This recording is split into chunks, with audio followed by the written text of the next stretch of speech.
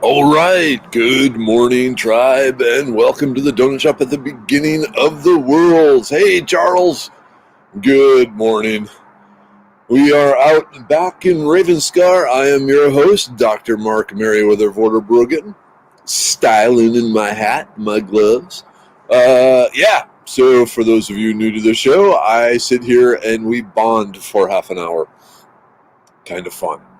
All right, so it's cold. It is cold. It is nice.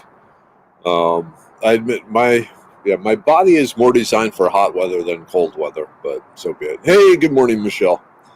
Luckily, with a hat and gloves and warm coffee,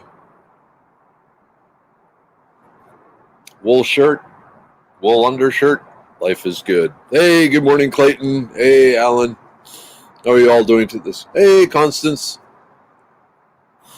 Yeah, it's nice out here, actually. I suspect it's a little cold for Chirpy. Hopefully Chirpy is just fluffed up and hunkered down and using the high body temperature that birds normally have to stay warm. But once the sun comes out, hopefully Chirpy will make an appearance. Hey, good morning, Chris. Good morning, Sherry. Good morning, Mike. Good morning, Katie. How you all doing? I'm excited. I have berries. Hold on. Oh. Do. So I don't know if you can see it.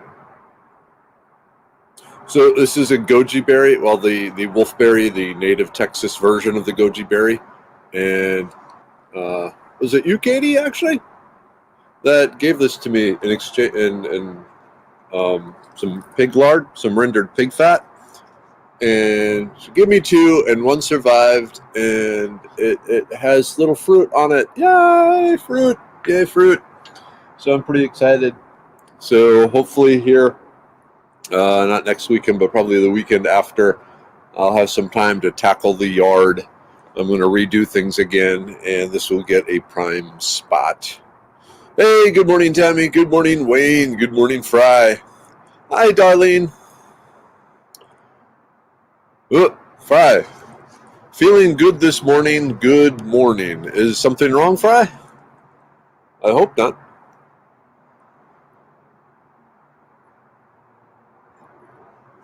If so, open up. We can talk about it. Hey, Tammy. Good morning. My coffee is brewing. I got to tell you, the best, well, maybe not the best invention in the world, penicillin is pretty good. But the programmable coffee maker, oh yeah. Okay, Fry, all is good. I was worried there for a second. All right. Hey, Kelsey, how you doing, man? Hey, Darlene.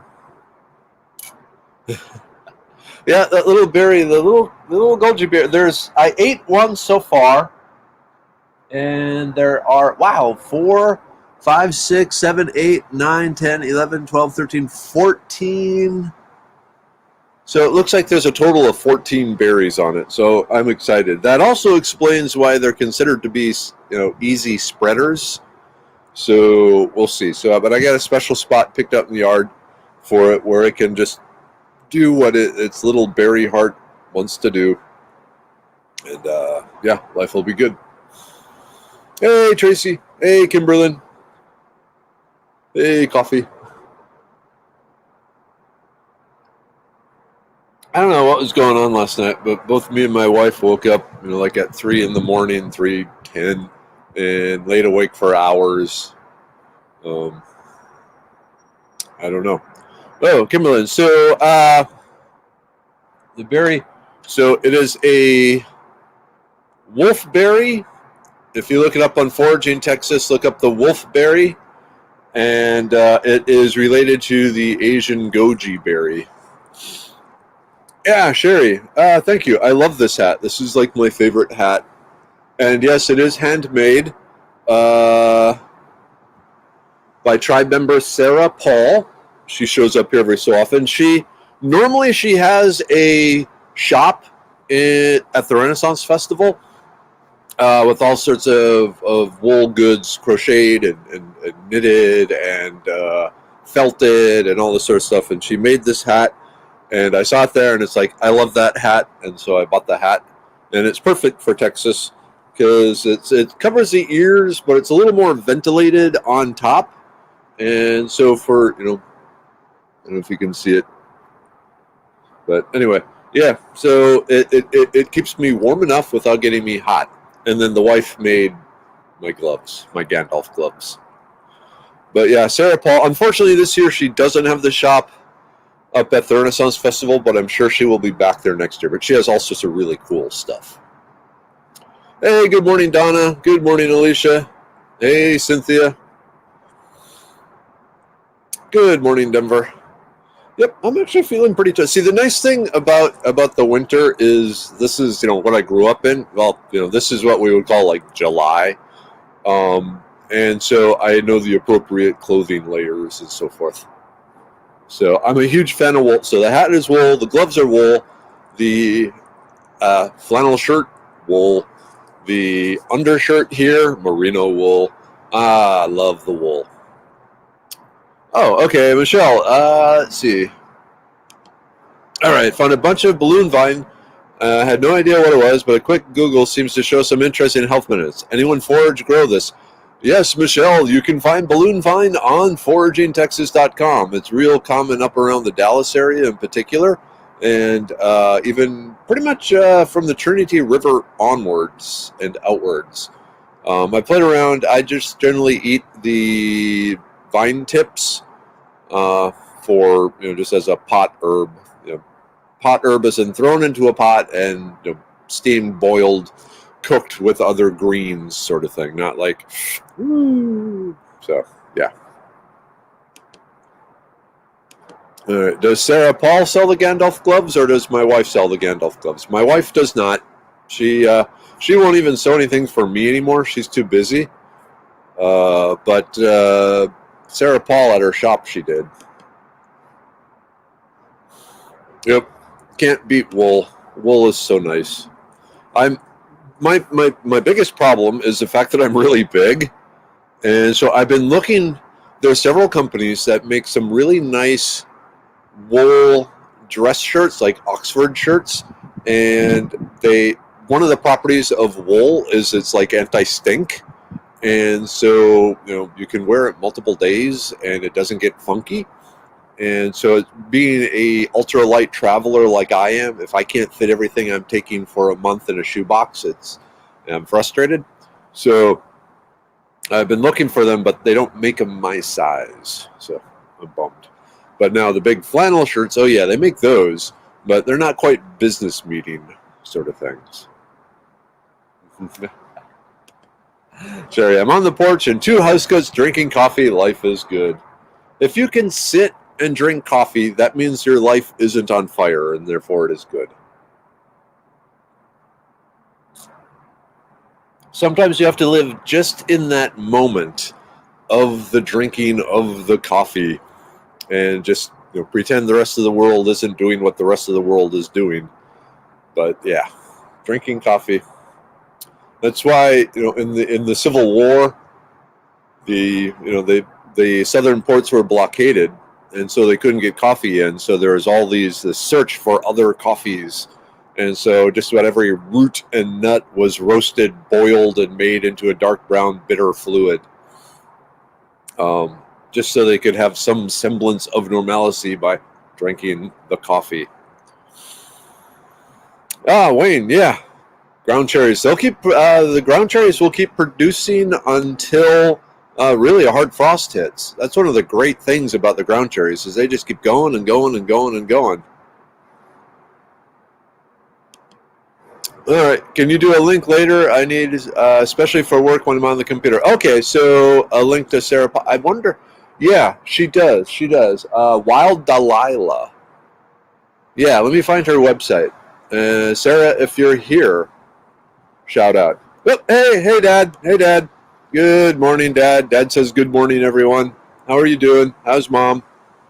Is there still snow on the ground? And if so, I'm not coming to visit. I'm still trying to figure out when we can come up. We got the we know when the youngers win. The dance performance will be the Nutcracker, so we can start making some plans there. All right. Good morning, Roxana. Good morning, Annette. Coffee.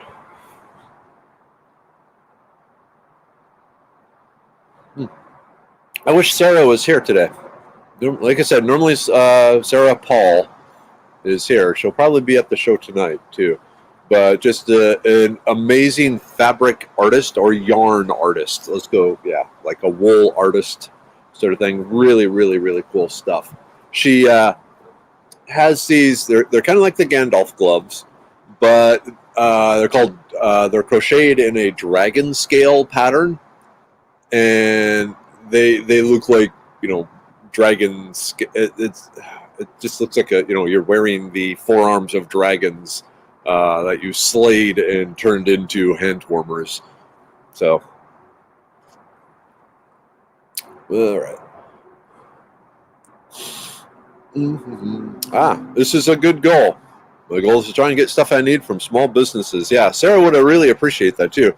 With not having the shop this year at the Renaissance Festival, she's been there for a long time, but the health issues and so forth, she was worried about the whole COVID-19 thing. They decided better safe than sorry.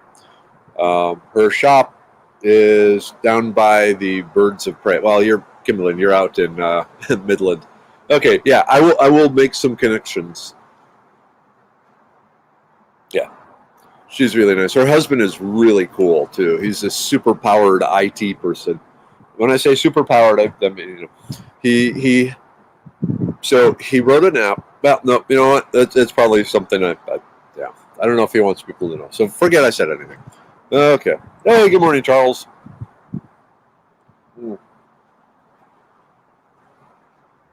I got to tell you, like I said, even 1 minute before I hit start broadcast or go live or whatever the button I have to press to do that, I was just thinking like, I'm tired. It's cold. You don't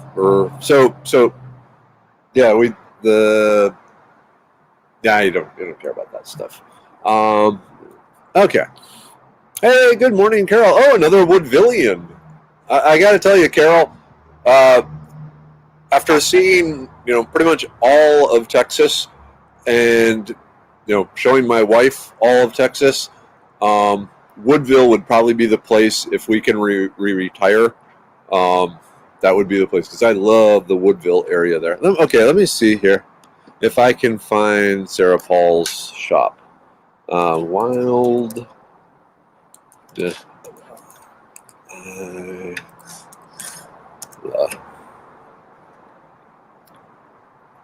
Let's see. Did I? Yep. Yeah. Let me see. Still looking. Maybe it's on Etsy.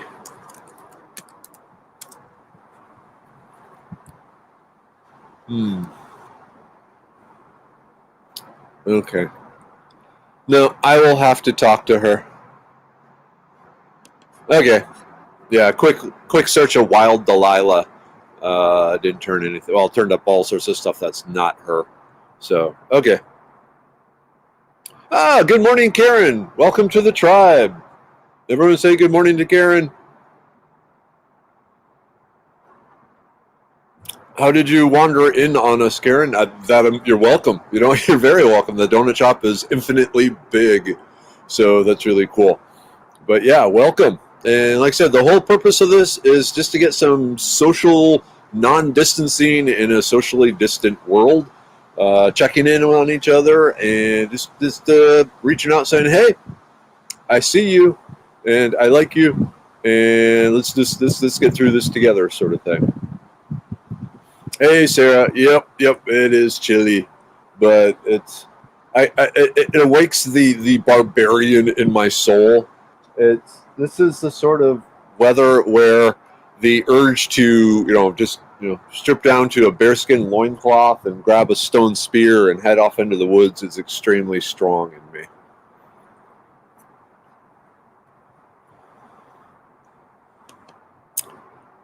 Cool. Okay, so you've seen the post for a long time, but first time able to see the live show. So yeah, like I said, this one is just saying hi to everyone and just checking in and just like I said, kind of bonding.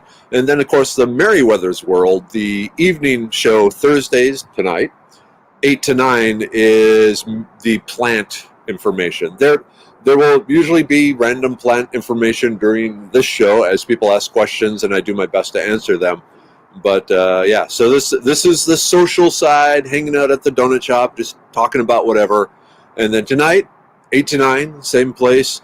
We have Merryweather's World, and tonight I will be talking about goldenrod. So yeah.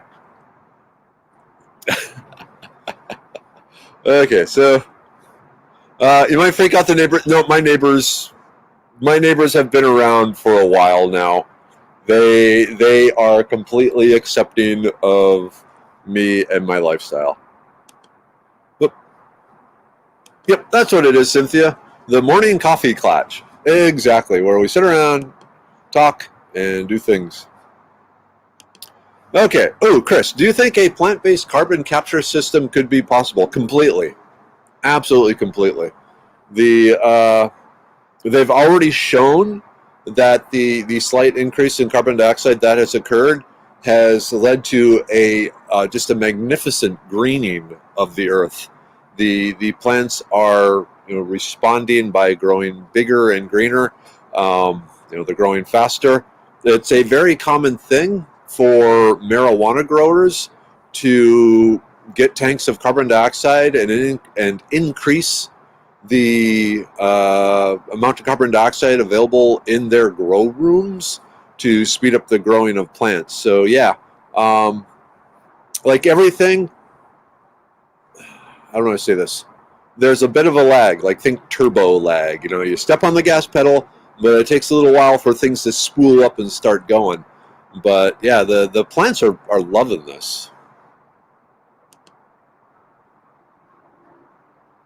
It's just balance, finding the balance.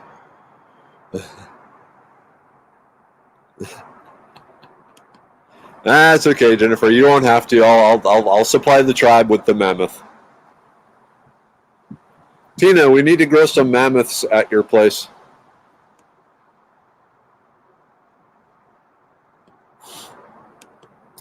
Yeah, that's the thing. Damp cold sucks. The first few days of this was that nasty damp cold that soaks into your bones, and now the drier cold is coming. Though I don't know if you saw on the weather maps yesterday, there was the snow warning, blizzard warning in the west, and the hurricane warning in the east, basically on either sides of Texas. And it's like, what the hell, folks? So.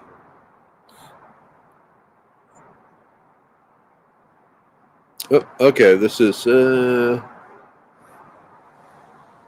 good morning, April.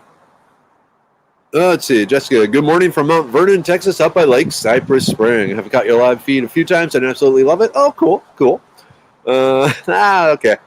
And blah, blah, blah. Okay, now I'm going to blush, so I'm just, nothing personal, Jennifer, but I'm just gonna drop that because it's like, I don't know what to say. Okay, here's what we get. S, okay. Saw an article in the Epoch Times that was about the medicinal properties of American beautyberry. There is research going on for its use in antibiotic resistance. Interesting. Great article, except that they said barberry and beautyberry was the same. It's not, is it? The photo was beautyberry. I don't know of anyone who calls barberry beautyberry, but that's always the issue with common names. Sometimes people will call something in a small region, like pigweed can be amaranth, it could be lamb's quarter, depending on where you're at. So maybe someone, I think they could have done a little more research on the article. Like I said, I don't know anyone that calls beautyberry barberry. There might be members of that same genus up north where the barberries are, and maybe barberry is in that, but not the southern beautyberry. Hey, check it out, people. Bonnie, happy birthday, Bonnie. Good morning, tribe. Today is going to be a great day. It is my birthday. All right, Bonnie, happy birthday to you. Happy birthday to you. Happy birthday, dear Bonnie. Happy birthday to you. The tribe loves you. Congratulations. You made it through another year. And like this year, both doesn't count whatsoever, and it counts for like 100 years. So you can decide you're either the same age you were, or you can add 100 years to it and claim the role of, ancient, wise person. Okay, there's a documentary called Kiss the Ground that talks about the change in farming to pull the carbon back out of the air. Yeah, there's a lot of little tweaks that can be done that everything will help. There's a thing called no-till farming that works really well for that. Basically, the bacteria in the soil when you go about, or traditionally when you go about planting crops, you till up the soil and churn it all up, and part of that is to kill the weeds, and part of it is to loosen the soil to make it easier for things to grow. The problem with that is, in doing so, in the soil, there are lots of bacteria, and there's a thriving bacterial culture.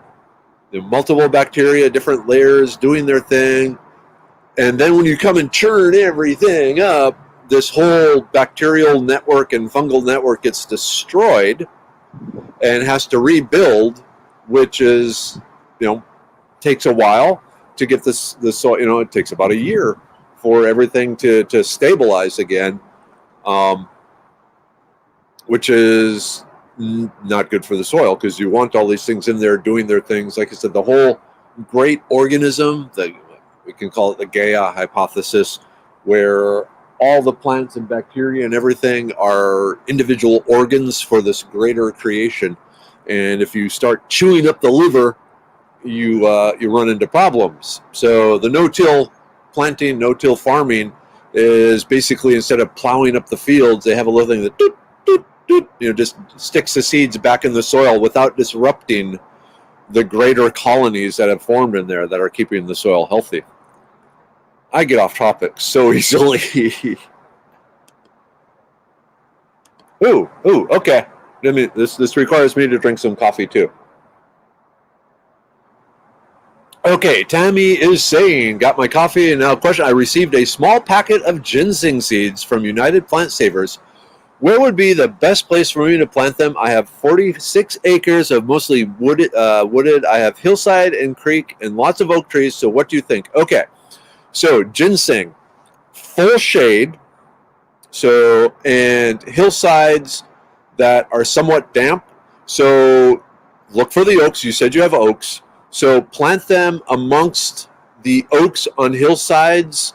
If you have, you have creeks. So not down by the creek, but like from 1/3 to 2/3 up the hill. So you got the creek bottom and you got the top of the hill. And if you divide it into thirds, maybe even quarters, thirds, kind of that middle third zone. That's where you would plant the ginseng for it to grow. Now, keep in mind, it takes the ginseng several years to really get any appreciable size. So, just plant it and let it go for 2 or 3 years, and then start, checking out for it. Okay. Heck yeah. Bison. Oh yeah. Mammoth. Bring back the mammoth. All right.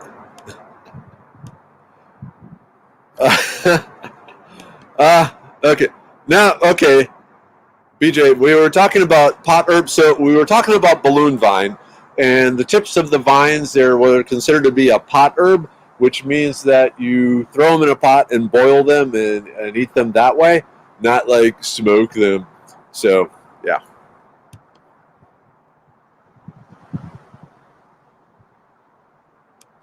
This is interesting. Cynthia, new book, Breathe, about the body's need for more CO2. Fewer breaths per minute. Yeah, and deeper breaths. This is going to be that question, but the book Breathe, is that by that guy who is big into holding your breath and basically retaining the CO2 and then all the health benefits that come from it? Because the science behind it looks really amazing. And I've been meaning to, that's on my big long list of things I've been meaning to look into.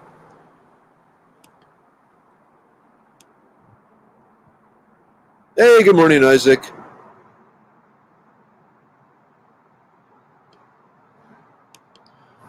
Yeah, that's interesting. Yeah, I remember natural science learning about ferns that once died off caused a large climatic shift. I was wondering if we could resurrect them to help with the carbon problem. And that's something, so back during the dinosaur times, the carbon dioxide level was quite higher. I was reading one of these bad science and sci-fi sort of blogs, and one thing the lady was talking about that drives her up a wall is in time travel movies, when people go back to the dinosaur ages type times and are breathing normally, she says that wouldn't happen. The atmosphere was different enough that humans to remain able to run and jump and think and and do all our human type stuff would need assisted breathing, oxygen, to survive back then. So yeah, so if we could get some of the ferns or some of the other plants resurrected that used to grow in that higher carbon dioxide environment, maybe they would help. There's also this thing, sea plankton. Is it plankton? Yeah, I think plankton. The ocean, the plankton, the diatoms, and so forth are one of the biggest suppliers of oxygen and users of carbon dioxide. Way bigger than the Amazon and all this sort of stuff. But the limiting issue is iron. They need iron to grow, and there's not a whole lot of iron in the seawater, and so the diatoms are kind of limited how much they can grow and convert carbon dioxide into oxygen and all that. And so one of the thoughts is if we can spike the ocean with iron, it will then increase the amount of these diatoms and then increase the sucking carbon dioxide out of the air and releasing oxygen. And some small tests were, my understanding, don't quote me on this, but my understanding is basically one of these really rich mad scientist guys just said, well, let's try it, and dumped a whole bunch of like iron chloride or different water-soluble iron ions into the ocean out in the middle of the Pacific, and yeah, they get this huge bloom of diatoms. Often the problem, though, is unintended consequences or unforeseen effects. But yeah. Hey, good morning, Stacy. Hey, Carrie. Hey, Kay. Carrie, celebrating that it's above freezing. Hey, Amanda. Hey, Chad. Oh, cool. Chad, you found a Bethany with red, pink, and white flowers yesterday. Dude, clone it. Grow it. You got like a marketable Bethany there. But yeah, the Bethany is popping up all over along Spring Creek. It actually started showing up almost a month ago. Bethany is a great medicinal plant. It's in the mint family. There's an old Italian saying, if you have a cold, sell your coat and buy Bethany. So, yeah, but it grows wild, at least in the Houston area.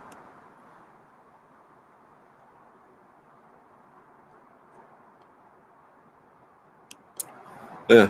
Okay, that doesn't make sense to me. We would breathe faster with higher CO2 in our bodies. We don't breathe. We don't breathe when we need oxygen. We breathe when we need to release CO2. That's interesting. Okay, that makes sense.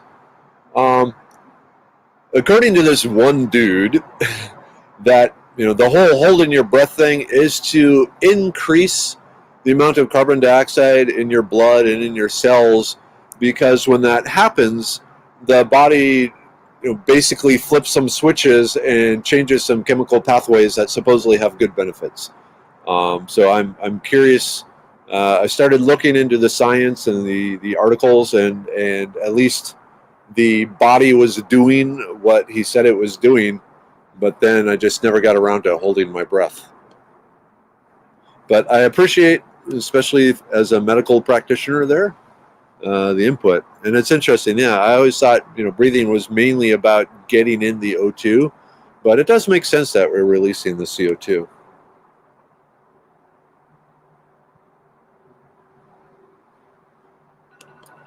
Yep. Let's see. My cows resent the press accusing them of increasing atmospheric problems because they were around a long time before global warming. Yeah, like the herds of bison were very, very huge. Okay, 7:50. You know what time it is? It's time for the group take. Yay, group take. And by yay, I'm mainly yaying for me. Okay, so the liver pill. Oop, there we go. Focus. Got to keep that liver. Whoop, I'm dripping water here. Oh, this is going to be a little tricky. Luckily, sound effects. If you don't dress using sound effects, I don't know if we can be friends. Nah, just kidding. The liver pill. Taking my 4 liver pill. Whoops.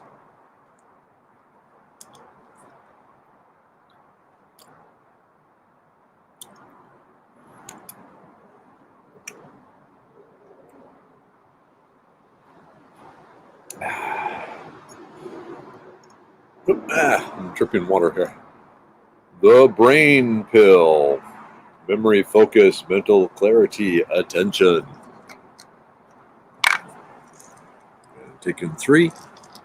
Doing the 3. Close. Let go.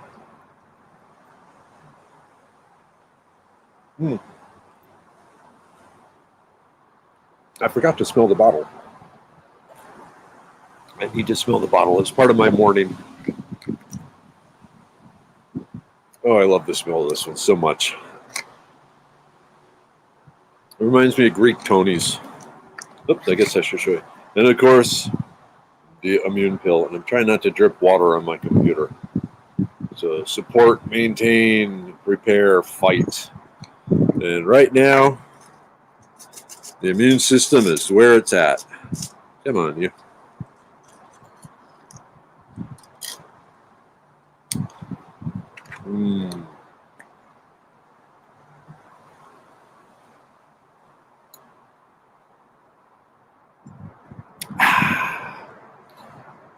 All right, Gandalf gloves back on. Roxana, I use sound effects for everything. My friends think I'm weird. We don't think you're weird. We think you're cool. All right, we got a SIDA discussion going on. Okay. All right, the book is by James Nestor. I need to look that up. Sorry, I got drips of water on my computer here. I need to wipe off. I wonder, that might be the guy or not. Okay.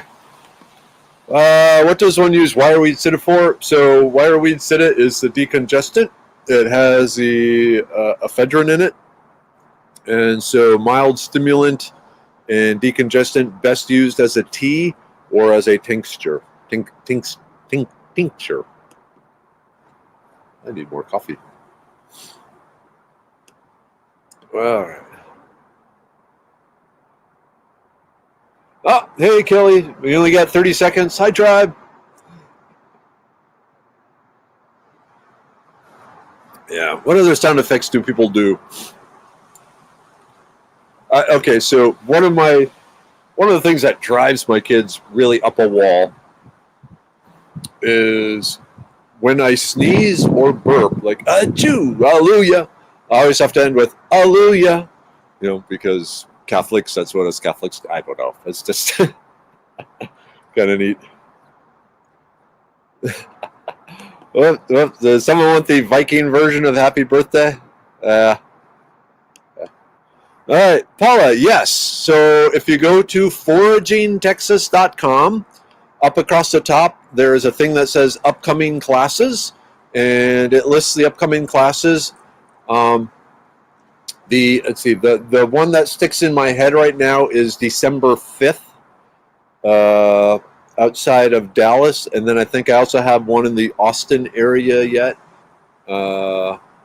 at Spoke Hollow, so kind of between Austin and San Marcos. So yep, still doing tours. A lot of them got canceled due to the whole COVID thing, but we've worked out some social distancing abilities and stuff like that, so we've started up again. Oh, and for those of you in San Antonio, I've been working with the San Antonio Botanical Garden, and we are looking like I will be there April 10th. So it's a little ways out, but yeah, pretty excited about that. And then I'm also trying to get down in McAllen, Texas, down in the valley. So if there's anyone here from there, it'll be great. I used to be down in McAllen back in the oil field industry days.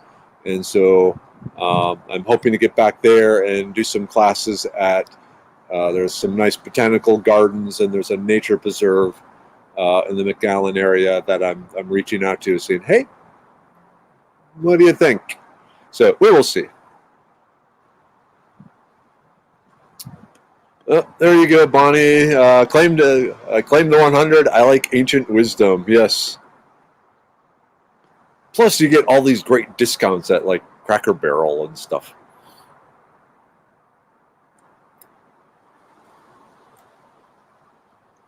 Oops.